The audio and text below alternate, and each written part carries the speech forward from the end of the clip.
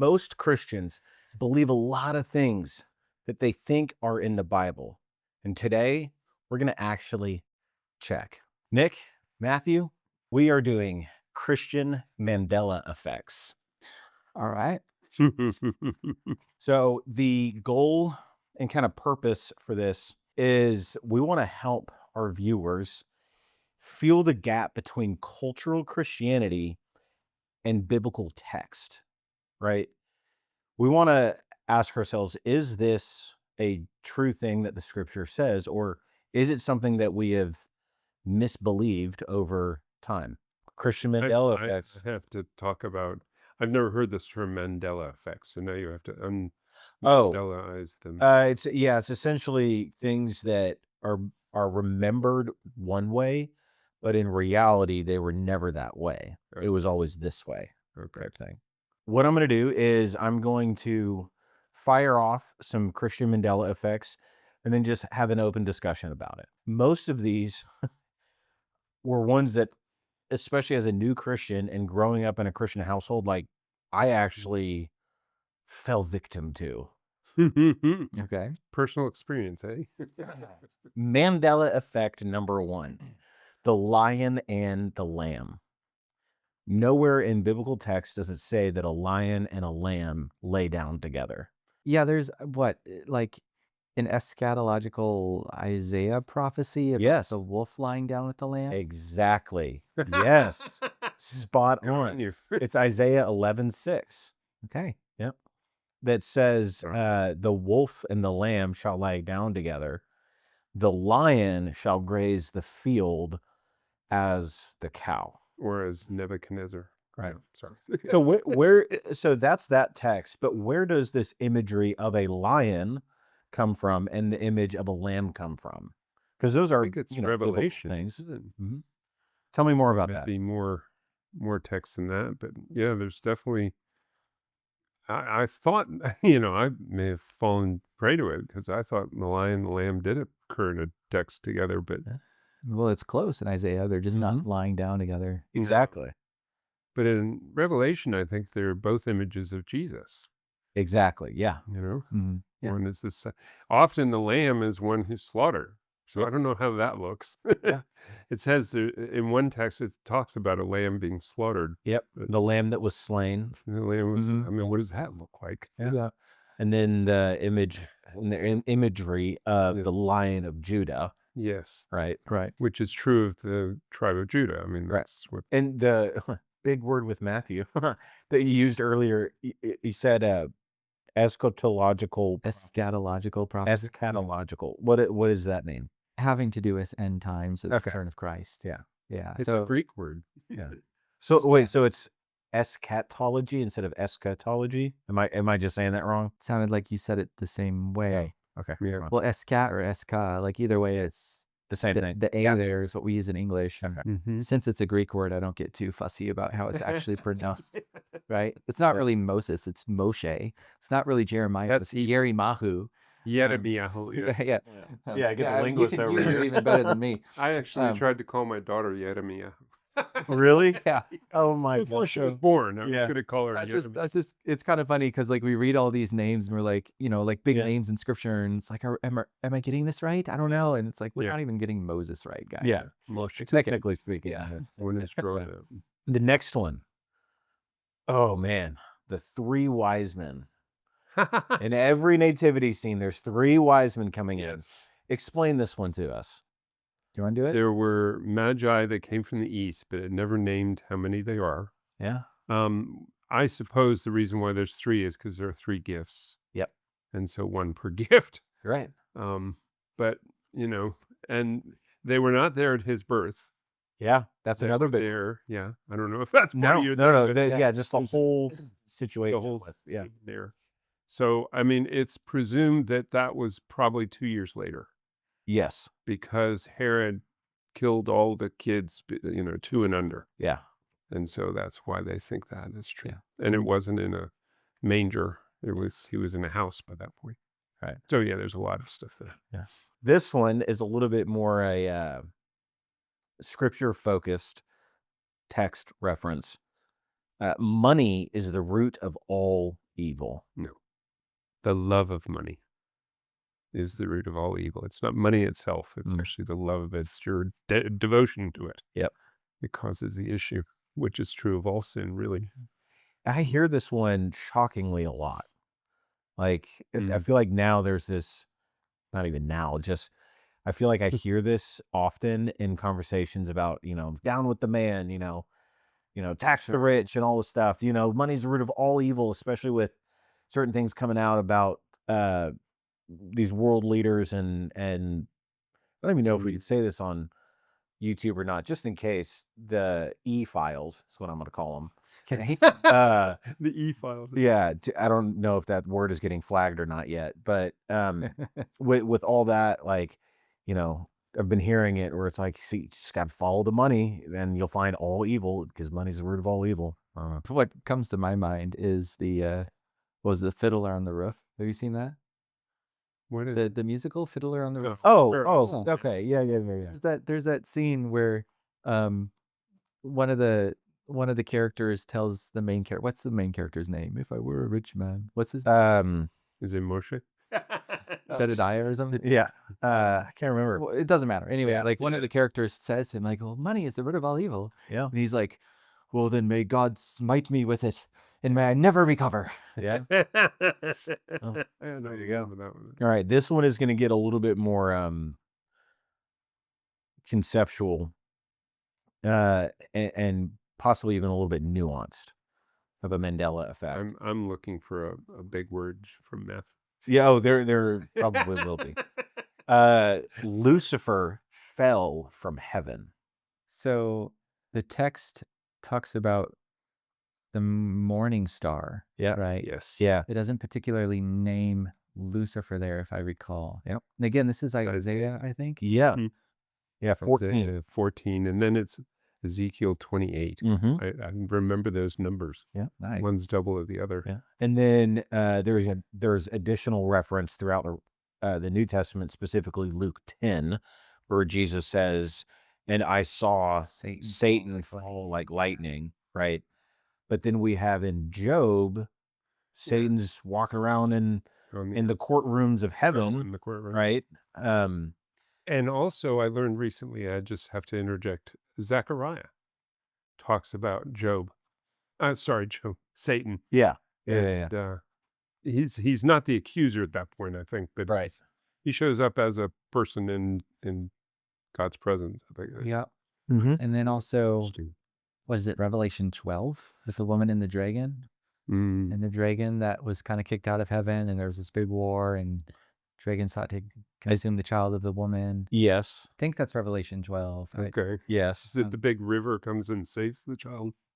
There's a reference in there about a connection with Lucifer falling from heaven. Well, I think so, because it's like there's like this kind of revelatory image of, I think, the dragon kind of being kicked out of heaven and then waging war against. Yeah. Okay. If I recall it right. Good. We'll just have to cut that if that's not true. Fact check us in the been a minute, comments. it's been a minute Explain. since I read that, but I think Yeah. that's how it goes.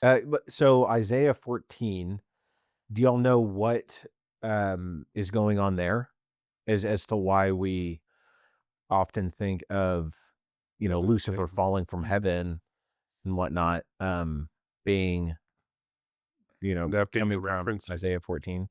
Or do y'all know what's going on in Off the Isaiah? top of my head, I know it's kind of tricky and nuanced. And Yeah. I'm just not prepared to be like, here's how to Yeah. think of it. Kind of growing up, my sort of perception was we have this clear understanding of the timeline of Satan. Yeah. And how that all sort of comes together and fits, and Right. demonology and so forth. And we're kind of working off of more figurative language and some prophecies, and like, how exactly is this working? It's not terribly clear. Yeah. So Yeah, exactly. Mm-hmm. Okay. The next one, number 5, we have, by the way, 9 in total. So when God closes a door, he will open a window. I've never heard he'll open a window. I've Really? heard he'll open another door. Yeah. Closes one door, opens another. Okay. Yeah. It's the same kind of idea. Yeah. Window? Do you grow up hearing window? Yeah. I've never heard that before. Really? Maybe, Interesting. I don't know. We just, Well, now I'm teaching you bad things. This is not good. Not bad fence, but yeah, just another way to say the same thing. Yeah. But like, so 1 Corinthians 16:9 references has like open door imagery, and then Revelation 3:7 speaks of doors, not windows. As this like the idea is that like if there's not a door open, you'll have to find some sort of creative way to accomplish the task. I had a theology professor one time kind of complain against that thing because, like, the Protestant church tends to be very mechanical on like how to hear from the Lord. And Yeah. well, if this door is closed and that's the Lord saying, don't do it. Yeah, exactly. My professor was like, well, what if God calls you to kick down the door? Yeah, exactly. Right. Like, Yes. you know, fair point. Okay. Yeah. Yeah. Maybe he's calling me to just kick this thing down. And Yeah. Maybe he's like looking for you to find a key to open the door. sure. Yeah. right. How far do we want to take this metaphor? Yeah. Exactly. Yeah. Right. But it's not always as mechanical. Like trying to listen to the Lord is not just like observing like how the doors are arranged. Yeah. Find door number 1. Yeah, exactly. Angels have halos and wings. Mm.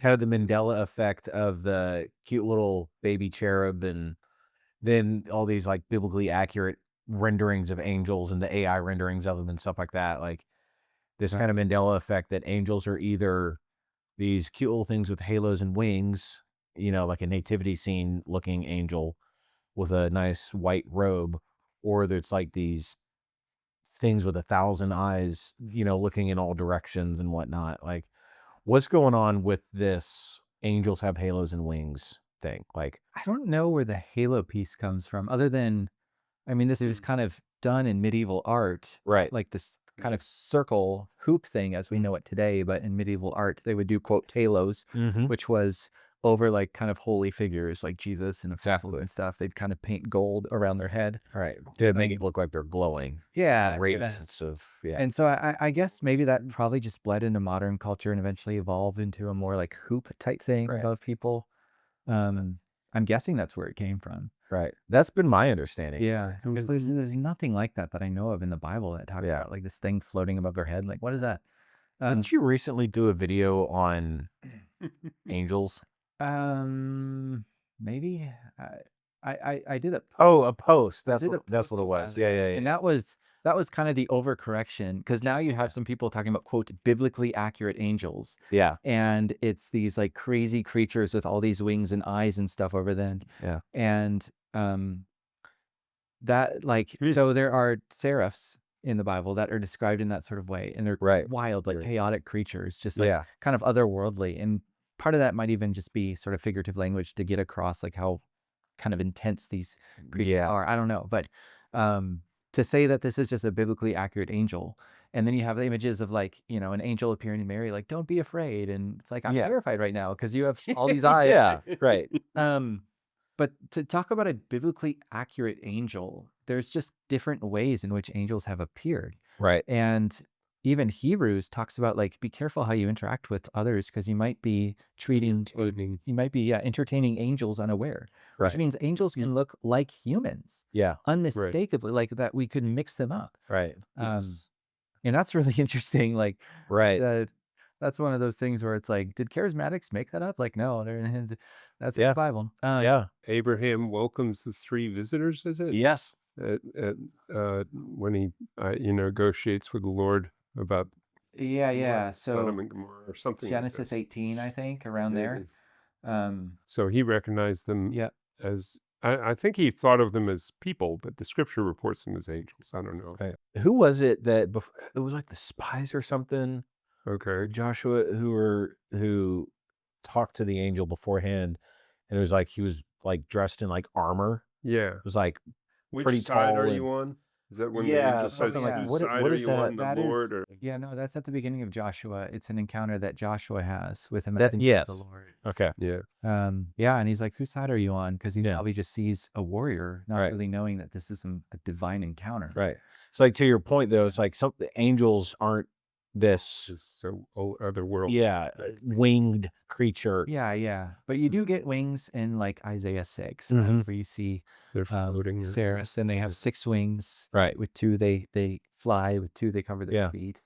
Do do we classify seraphs as angels? I thought maybe they were just separate kind of creatures. I view them as separate creatures. Yeah. Yeah. Okay.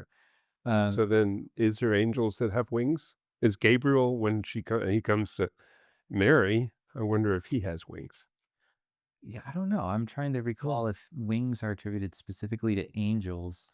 I would imagine also, since they are from another dimension Yeah. type space, just like Jesus in his resurrected body Yes. was able to just like be in the room all of a sudden, almost like, for lack of a better term, teleporting or popping up out of thin air, but being physically present. Yes. I would imagine angels are able to do some other type of thing. And so it's like, if all of a sudden someone was just poof, that'd be freaky. Yeah. And then it's like, hey, don't freak out. It's like, oh, where'd you come from? Yeah. I would imagine there could be some of that. That might not be the safest way of thinking about it. No, I mean, we talk about like angelic creatures, which Yeah. might be a wider bucket to capture, like Yes. Sarah. Yeah. Yeah. Cherubim. Yeah. The cherubs. Yeah. Yeah. Talk about cherubs being Yeah. little cutie things, and they're the ones that were sitting around the ark, right? Is it the Yeah. cherubim? Yeah. The cherubim are the ones with the wings, wings, covering the ark. Yeah. Cover the ark. Yeah. Not little flying babies. Yeah. Yeah. Yeah, Bo. The next one is kind of in the same stream of this, like a misunderstanding of a theological idea, I guess. Satan rules hell. Okay. Yeah. This Mandela effect that Satan is the ruler of hell, God is the ruler of heaven, and they're at odds against each other. There's kind of a dichotomy there. Right. Well, I mean, Job, we talked about it earlier. I mean, Satan is there in the midst of God's counsel or whatever it is. Divine counsel. Yeah. Beginning of Job. Yeah. So it's kind of easy to sort of think that, where it's like you have these two sort of sides, where there's like the side of light, Yin versus yang. Yeah. like the side of darkness with Satan, and like God's sort of domain is heaven, and Satan's domain is hell, and sort of so we have like a lot of these medieval paintings where it's like Satan and his demons are plundering the souls of these victims in hell. and Yeah. stuff. Dante Inferno type stuff. Yeah. And so I think a lot of that comes from there, and this imagery came. I mean, you even see it in like Screw Tape letters, I think, at the end. Yeah. At the end of it, where you get this like meeting of Screw Tape and others who are like talking about how to, like, I don't know, like it's like a, what do you call it? Like a business meeting, or Right. hell in their domain and all that. You just the challenge though is like you don't see this concept in scripture. Like you see hell, but hell was made for Satan and his demons, not that they made hell for people. That's a really good distinction. So Matthew 25 to 41, I think, is where it's mentioned, like, depart from me, you evildoers, to the eternal fire prepared for Satan and his demons. Not that people don't go there, but that like God never wanted to send people there. Right. That's kind of an aside, but the point in me bringing that verse up now is That it was this prepared is for punishment. them, Yeah, and not- like, and then you read the end of the story in Revelation where Satan is cast into the lake of fire. That's punishment. Right. And the lake of fire. And is- the demon Legion, who was cast out of the man in Gennesaret, Right. that Jesus cast out, they said to Jesus, like, do not send us to the pigs. they No, wanted send to us send to to the the pigs. Oh, right. Yeah. Say, 'Cause they- please don't send us to the place of torment and anguish. Something like that. Something like that. Yeah. Which probably is hell. Knowing that was a place for them not to be rulers. No. Yeah. So it is a place of torment that was made for them. Right. Um, It's a really good distinction. yeah. And so it's just, it's very different. It's not like they're the jailers who are keeping everyone else in line. Like that's punishment for them too. Yeah. It's a tough concept in today's world. A lot of people are trying to get around the whole reality of hell. Yeah, it's not this place where heaven is where good people go to party forever and hell is where bad people go to party forever. Right. Heaven is, like we were talking about in another video, like being with God is how you live your best life. Like we're designed to be known by God and to know him. And through Christ, we can know him. So the concept of heaven is eternally being with our Creator in the abundance of life that comes with that. And to be separated from that is hell, because there is a removal of life, a death, which brings anguish and suffering and chaos. And so hell being an eternal punishment of, if you don't want to be with God, he's not going to force you to be with God. God doesn't send people to hell, Mm-hmm. ever. He doesn't send anyone to hell. He basically allows you to take yourself there. I mean, you make the choice. He doesn't make it for you. And obviously, there's a lot more that could be said about hell, and Yes, that's why I wrote a book on it. It's called "Why Did God Do That?" There's one chapter on hell. Anyway, Bing, get Matthew's book right here. Yeah, link in description. Jesus was a carpenter. Mandela effect. Oh, that one hits. I mean, especially in the ministry we're in. Sightline, our We have biggest a book called More Than a Carpenter. Yeah, Josh McDowell is one of his best-selling books of all time. Most distributed 8 million or 10 million copies. There's 100 million in print. More Than a Carpenter. More than a Great book. Link in description. Buy Josh McDowell's book, More Than a Carpenter, right here. But yeah, Jesus was a carpenter. This kind of idea that, you know, he made tables and chairs and, you know, things like that. That idea of a carpenter, when that's not explicit in text. Explicit. It's implicit. Yeah. I mean, I think the concept of him being a woodworker or being a builder, the original language word is more broad than just a carpenter. Exactly. It includes carpenter. I did homework. I don't know what it means or how to pronounce it properly. Maybe you do. The word would be technon.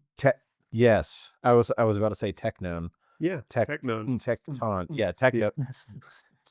Yeah. Jesus was a DJ. Yeah, Jesus was a DJ. That's a great thing. Yeah. DJ. Disco Jesus. DJ. Disco Jesus. Oh, you go. Wow.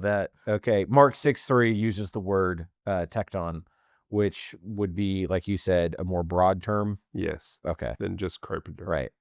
Tecton.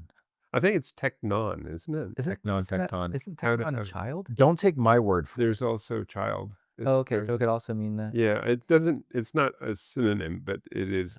Yeah. It is pronounced similar. Yeah. Homophone. What's it? Homophone. Homophone, yeah. Yeah. Sounds the same. There's your big word for the day. Yeah. That's a linguistic term. Yeah, Jesus was a carpenter. It's kind of this Mandela effect that, you know, he was making chairs and tables and jewelry boxes and stuff like that, when the word is, like you were saying, a more broad term of a builder, craftsman. Yeah, maybe like stonemason. Yeah. And that. Yeah. I've heard some people make that case that he was probably more of a stonemason given the landscape and building styles of the area. Sure. In Nazareth. Yeah. But being a hobbyist carpenter, you'd rather him be a carpenter. Yeah, exactly. But you know, most the better woodworkers also learn things like metallurgy and things like that, or welding, because it expands what you're able to do. Versus if all your resources have to be wood, you find yourself limited. Likewise, for someone who would be a stonemason and a builder using primarily stone, learning how to do timber framing to make a structure would make your repertoire much, it would make you a much stronger builder. Yeah. Anyways. But how much of that did he practice? Yeah. You know, we know, as an itinerant preacher, he didn't have to ever do that. Right. And so maybe sometime in his later, early 20s, 30s, not 30s, because he became a preacher at 30 or so. Yeah. Anyways. Yeah, probably in his 20s, taking on the father's business. Right. Yeah, and I'm sorry, I'm bringing up all weird. When did Joseph die? You know, that's interesting. We hear about him in the infant narratives. His son could have died and resurrected before him. When he turned 12, we do hear about Joseph at that point, don't we? Yeah. He was at the temple. Yeah. So he lived until he was 12, but there's like 18 years there of silence. We don't know if Joseph was alive.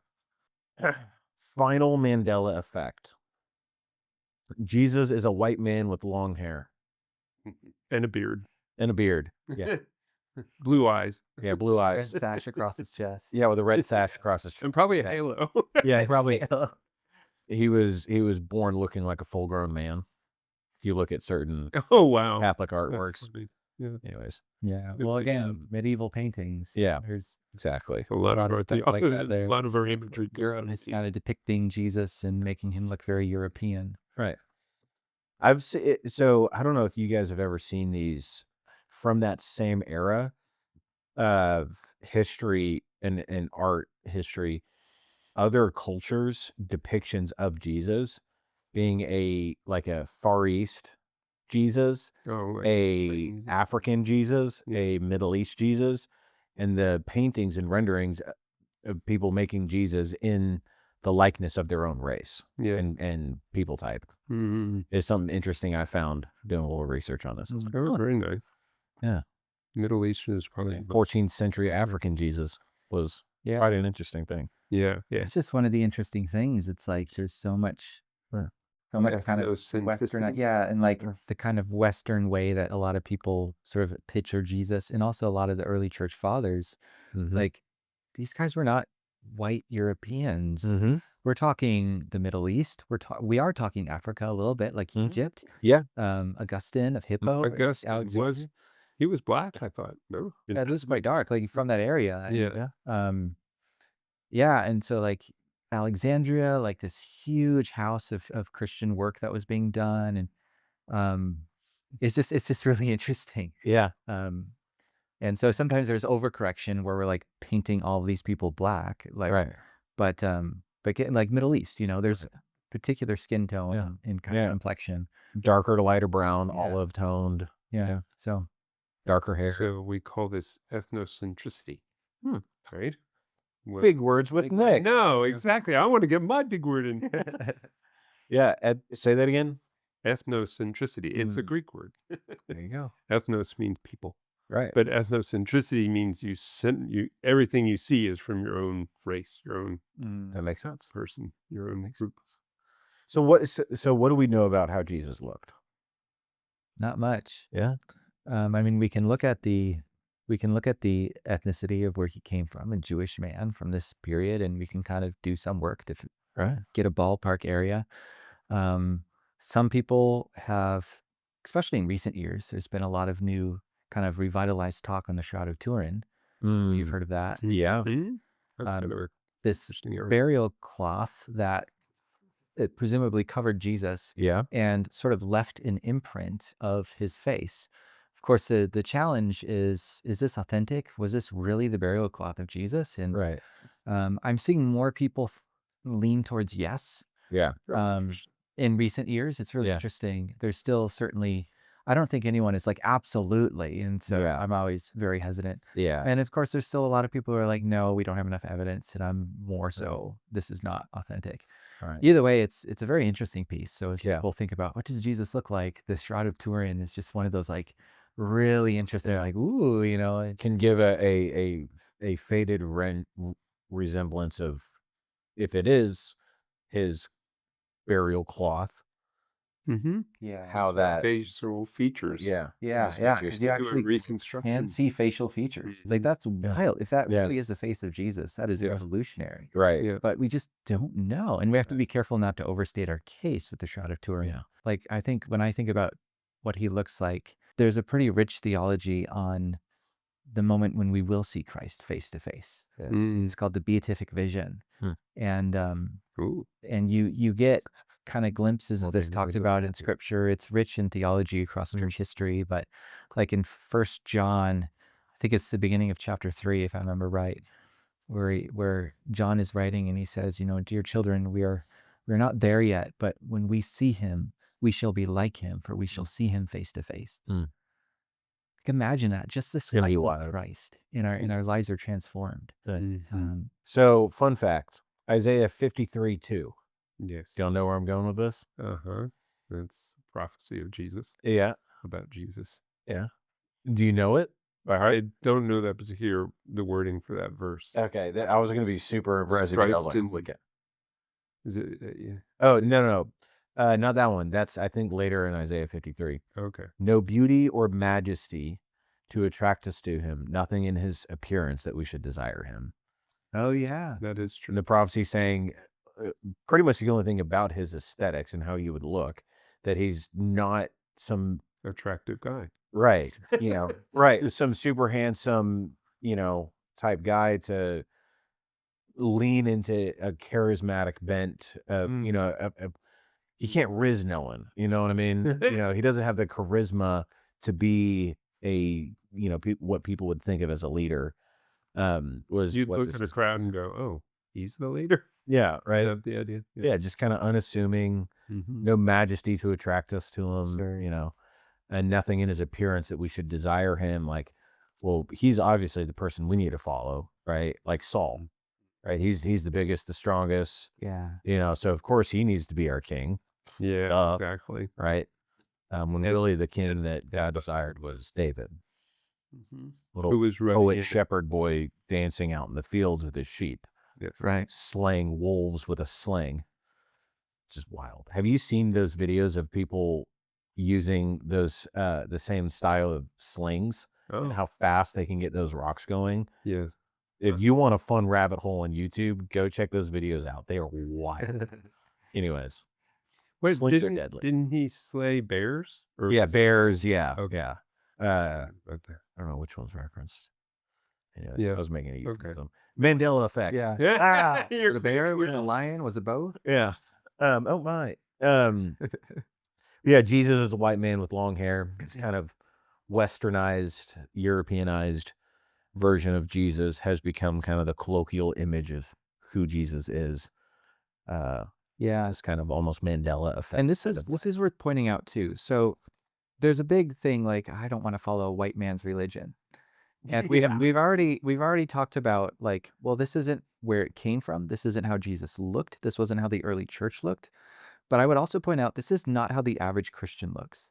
Yes. If we were to imagine an average Christian, we're talking about like a Nigerian woman, like tending her garden, like praising out towards Jesus. We're not talking about some white middle class dude using ChatGPT to figure out how to market his next business. That is not the average Christian anymore. Yeah. Like it used to be very Western, but the way the world is now and like how Christianity has gone down in the West and risen pretty much everywhere else, Yeah. even in some countries rising from like 0% to around 80% Christian Right. within the last 100 years. Yeah.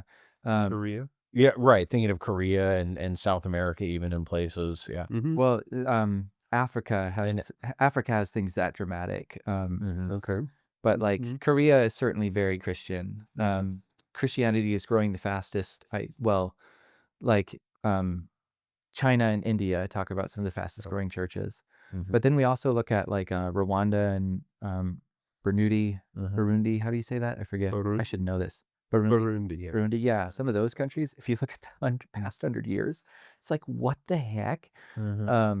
So anyway, I'm going on a bit of a rabbit trail, but there's just no way that you can justify Christianity being a white man's religion. Right. It is ignorance of the religion. It's ignorance of the religion's history and the ignorance of it today. Yeah. It's current. If anything, it would be more of a Jewish Middle Eastern religion than it. Yeah, if we're going to talk about origin, certainly. And if we're going to talk about population, then we look to other parts around the world because just in Western world, it's not that anymore. Yeah. But it is in other places. Yeah. So cultural Christianity is easy to absorb, right? But biblical Christianity takes intention, right? And that's kind of what I'm hoping everyone is able to get out of this video when they watch it, is that there are these cultural Christianese type things that we've absorbed over the years. Particularly in the Western culture, right? Because we Yeah. about that is. But it's not necessarily biblical, right? We have to be intentional about understanding the Bible for itself. I think that's especially important now in kind of the world of AI because Oh my gosh. the internet is going to sort of just take all these things together and mesh them in a certain way. And that's sort of how the AI works with its calculations and probability things that it does to just put one word after another. Yeah. So it's just all the more. It's like we have to go back. What does Scripture say? What is truth? Yeah, and like AI can be a useful tool. I'm just saying, like, we got to be very careful with it, knowing kind of how the Mandela effect can also influence how it is talked about there. Absolutely. Excellent. Good point. Well, thank you guys for being here.